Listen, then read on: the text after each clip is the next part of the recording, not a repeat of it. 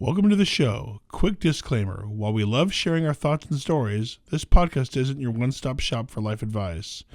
Think of us more like friendly voices for your day, not your personal advisors. So sit back, relax, and let's keep it fun. Welcome to EmpowerPods. Today we're talking about fresh starts, why they're important, how to create them, and how they can change your life for the better. A fresh start doesn't always have to be big. Sometimes small changes can make a huge difference in how we feel and move forward. We'll cover topics such as why fresh starts are key to mental well-being, how to create reset moments in everyday life, which is a big one, real-life examples from James and I, a fun game segment to challenge our perspectives on fresh starts. We love to play games on this show, folks. And, of course, the latest news updates. So let's see what's happening.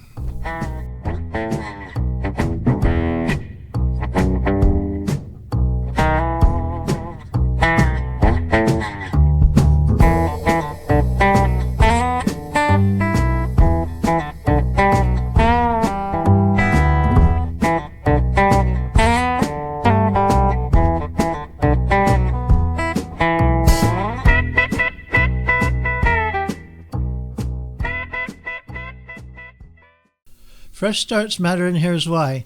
Fresh starts are more than just new beginnings. They improve our mental well-being by giving us a new viewpoint, such as how to start the day well in a way that sets up the whole day for success.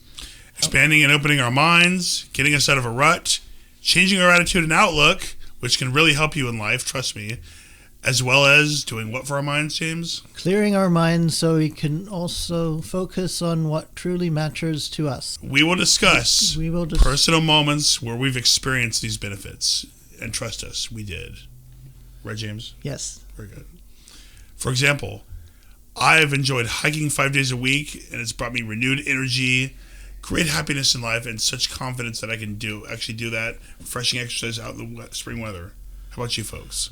And for my example, I'm doing more exercise that has boosted my energy, and so I can do more active things and enjoy the spring weather more, and do more exercise and walks, and it helps to clear my mind. Righteous baby, I love it. Good, more spring weather. More. So fresh starts don't always happen naturally. Sometimes you have to create them. These are ways to reset. Pause before acting, speaking, or posting online.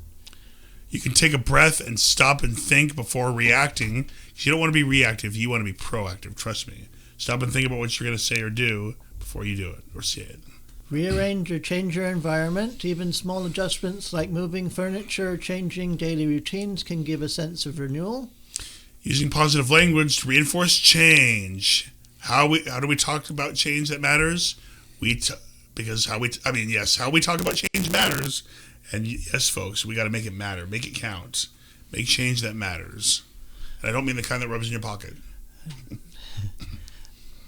Now we'll share some personal experiences for fresh starts. Yes, for example, I actually learned a good lesson in life about listening to my doctor at last, and it's given me a new mindset on life.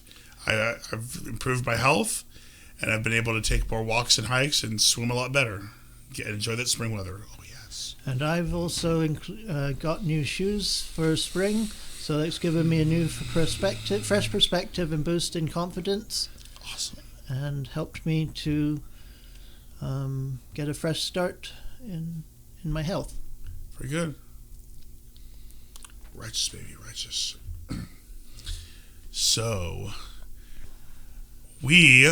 James and I are going to play some games, drawing situations where we must decide, to rewind and go back and redo something differently if we could, or will we refresh and move forward and embrace a new beginning? Which will it be, folks? Tune in, stay tuned to find out. All right, this is your engineer Nathan over here, and I'm going to go ahead and read some questions. James, this one's for you first. Okay. You ready? Your options are either rewind, where you can do the moment differently, you can expand on that, or refresh.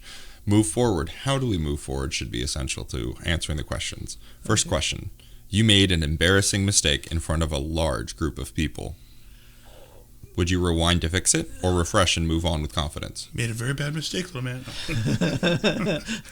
I would I would try to refresh and move forward so I don't feel embarrassed in the future, and embrace the new beginning so that I could just use it as a springboard for future meetings. Good choice of words, springboard and spring. I like it. It's not embarrassing at all. Ryan, we have a question for you. Yes. You turned down a big opportunity that could have changed your career path. Would you rewind and take the opportunity, or refresh by seeking a new adventure instead? Oh, man. That's a tough one, but I think I'd have to move on and seek something new and refreshing, because you never know what new opportunities can present themselves that might just be better for you. Well said. Thank you very much. James, I got a few more for you. You lost touch with an old friend you once valued deeply. Do you rewind and reconnect sooner, or refresh by accepting the past and making new connections now? I would say that it would. I would like to reconnect, but sometimes I need to move on with life. But it's always nice to reconnect with old friends. But it's sometimes difficult to do that. I get it, but where would you settle? Do you move on, or do you go back and reconnect? I would. What's in your heart? I'd try to make new friends so that I could move on with my life. All right, good answer. Ryan, you spent years pursuing a goal that didn't work out. Would you rewind to try a different path earlier, or refresh by embracing the lessons learned and moving forward? I'd do the latter, the futuristic one, embrace the lessons I've learned and try to move forward with a different path. See where it takes me. See where it takes you. James, back to you. You bought something expensive that you later regretted. Would you rewind and not purchase it, or refresh by making the most of what you have now? If I had a big purchase that I had to either return or rewind and not do over again, I would probably return it and just say I would rewind and make sure that I don't do it again. All right. Last question. This one's for Ryan. You handled an argument poorly and said things that you regret. Would you rewind to take back your words, or refresh with an apology and move on? I'd refresh with an apology and move on, and think about how I could prepare for those kind of situations in the future to not make the same mistake twice with the same person, or in the future with somebody else. Good answers, guys. This game challenges the idea of whether we should dwell on the past or embrace the new. And now, the news. Spring has officially arrived. The Northern Hemisphere welcomes the vernal equinox on March 20th, 2025. That's today, folks, at exactly 5:01 a.m. Eastern Standard Time, which is now officially spring in our hemisphere, marking the start of the new season. This event has been celebrated for centuries as a symbol of rebirth and renewal around the world. That's awesome. So what exactly is a vernal equinox? It happens when the Earth's axis isn't tilted toward or away from the sun, meaning day and night are nearly equal in length across the globe. That makes it so that so the same thing happens in September with the autumnal equinox, marking the transition to fall. But even though we say spring starts today, the warmer weather will take a little time to set in. That's because the land and water need time to absorb heat from the sun's increasing daylight hours. Increasing the heat, baby. How different cultures celebrate the vernal equinox. People around the world celebrate the arrival of spring in different ways. In Japan, the vernal equinox, or Shunbun no Hai, is a public holiday where people appreciate nature and pay respects to their ancestors. It also marks the start of cherry blossom season. Well, it's a biggie in Japan. Let's try in Mexico. Visitors flock to the Pyramid of the Sun in Tenochtitlan. Welcome to welcome the equinox, a tradition dating back to ancient times.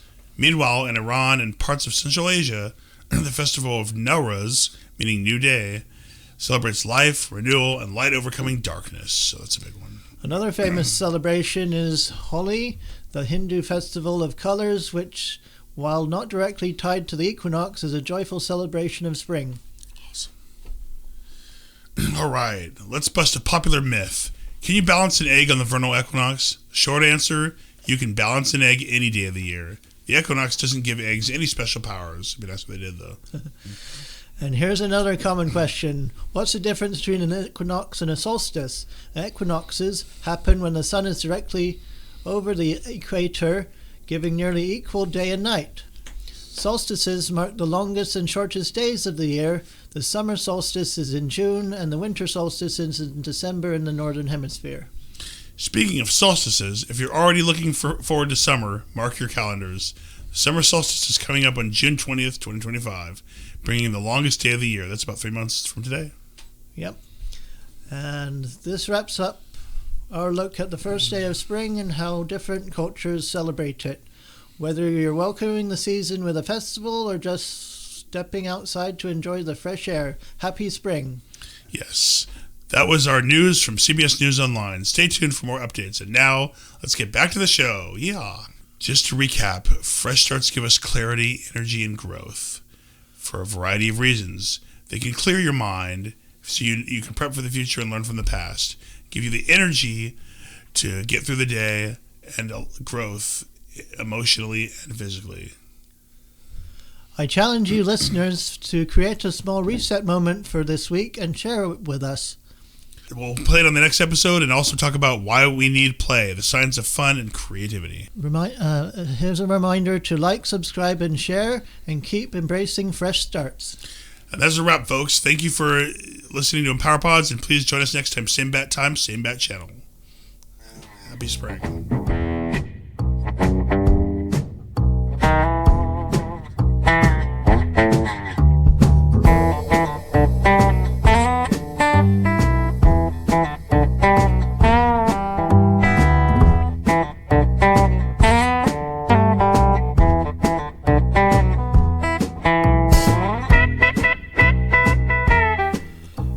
Fresh starts. All All right, I'll count you in for the next one.